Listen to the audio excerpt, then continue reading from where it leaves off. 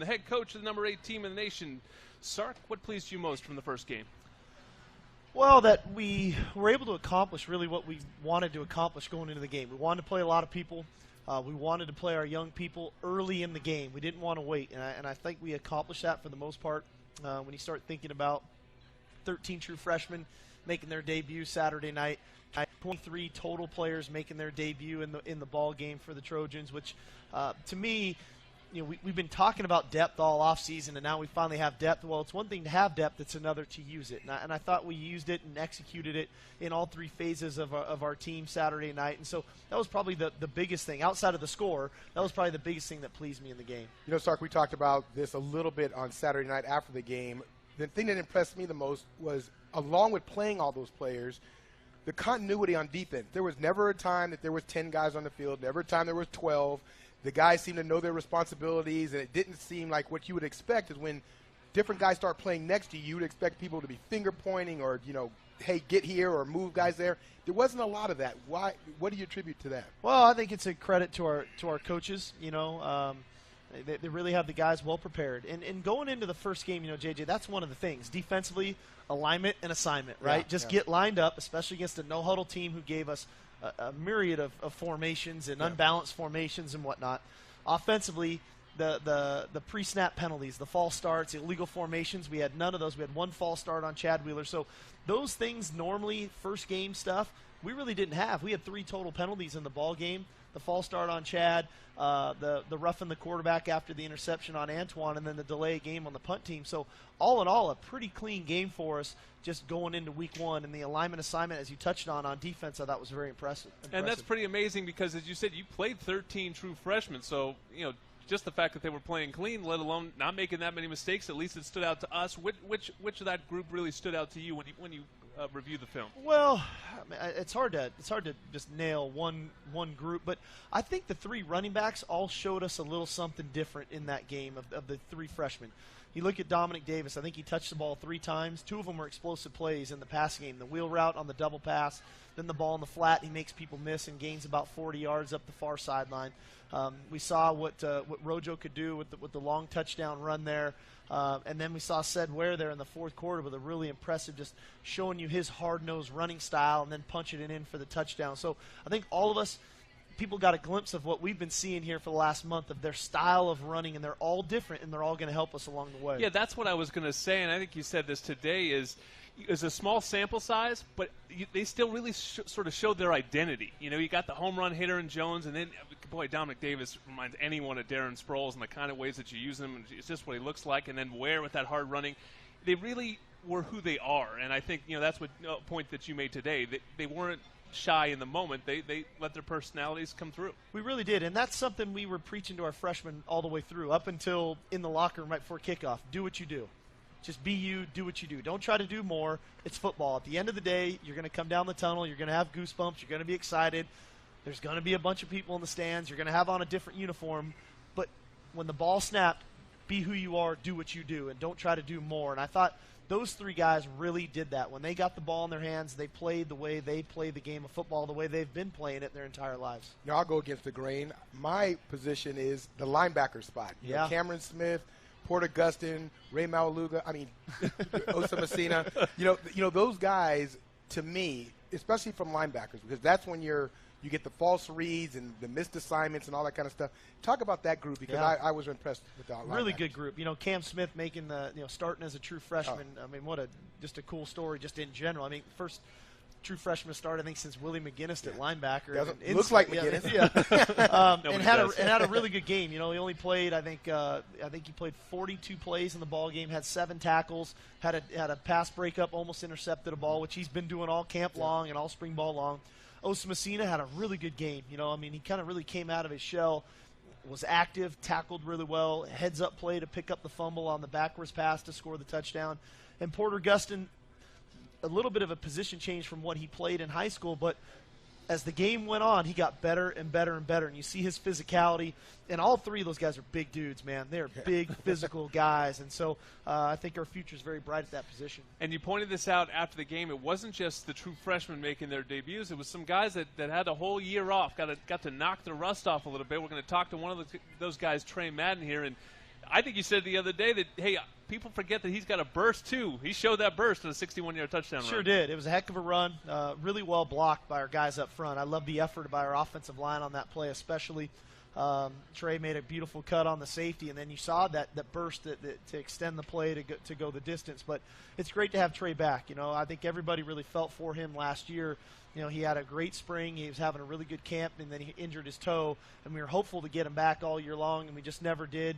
And got him back this year, and he's just a great guy to have back on our team. Not just what he brings on the field, which he brings a lot. He brings a great deal of experience, a high football IQ, a good player, physical runner. But who he is as a person, what he brings in our locker room, I think is just huge, especially when you got 3 young tailbacks in that room as well. They've got a great guy to look up to. We were questioning defensive line pressure and where was it going to come from. Last year there were times that we were asking, where is it going to come from? Last Saturday, it came from a position I really didn't expect, the interior of the defensive line. Did it look as good as it looked in the game on film? It really did. I would argue that might have been Antoine Wood's best game since I've been the head coach. I thought Antoine was very active inside. Kenny Bigelow's first game as a Trojan, after basically 2 years of not playing football, I thought, he was active. So all in all, and we brought some internal pressures. You saw Cam Smith running through the middle. We brought some things up inside a little differently than just coming off the edges. What we need to shore up heading into the second ball game now is our contain rushes. And when we're bringing this stuff internally, that our edges are really good. So when the quarterback does get flushed, we have people there to contain him, and that our sack number should go up from there. Change for you is, we talked about what would it be like not calling plays. What was the game experience like? I saw you flapping your wings when the defense was on the field. You were very, very engaged on both sides. It was fun. I knew what to expect, but until you do something, it's like anything. It's like, when you haven't done something a certain way before, it's a little bit different. I'd done it in scrimmages and whatnot, but when it's the actual game, it's a little bit different. I was still very involved offensively, as you probably can imagine. It's hard for me all of a sudden. I'm not just going to completely bite my tongue. So that part was good for me. I felt like I still was involved that way, but it was great to be really engaged with our guys on special teams before they took the field or getting substitutions right. It was great to be there with the defense when they get off the field on a 3-and-out or they get a turnover or anything of that nature. I just felt like I was much more connected to the team. And I think for our program as we continue to grow and move forward, I think that's necessary. I think it's necessary for our defensive players to know that I'm there with them. I'm watching them. I'm in meetings with them. I'm at the service periods or scout periods with them. So all in all, it went well. I was probably more physically tired, Jordan. I think just because you're moving around a lot more than you normally would when you're just a play caller.